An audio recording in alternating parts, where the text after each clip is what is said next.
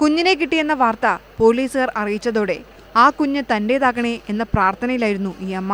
കഴിഞ്ഞ മാസം 24-നാണ് കടത്തണ്ണയിൽ തന്റെ അരികിൽ ഉറങ്ങിക്കിടന്ന 1.5 വയസ്സുകാരൻ മകനെ ശാന്തിക്ക് നഷ്ടമായത്. അന്നു മുതൽ മകനെ തേടി പോലീസ് സ്റ്റേഷനിലെ സ്ഥിരം സന്ദർശകയായി മാറി ശാന്തി.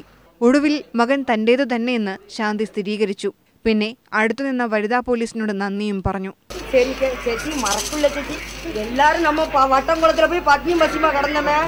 പിന്നെ മകനെ തട്ടിക്കൊണ്ടുപോയവരോടുള്ള രോഷവും.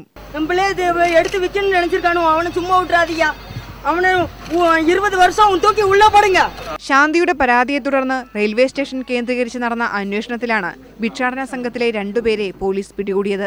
കർണാടക സ്വദേശി രാജേഷിനെയും തമിഴ്നാട് സ്വദേശി വിക്രമിനെയുമാണ് പോലീസ് പിടികൂടിയത്. ഭിക്ഷാടനത്തിനു വേണ്ടിയാണ് കുട്ടിയെ കടത്തിക്കൊണ്ടുപോയത്. പോലീസുകാരുടെ ഊർജിത ശ്രമമാണ് ശാന്തി എന്ന നാടോടി സ്ത്രീക്ക് കുഞ്ഞിനെ തിരികെ കിട്ടാൻ ഇടയാക്കിയത്. India vision, Thrissur.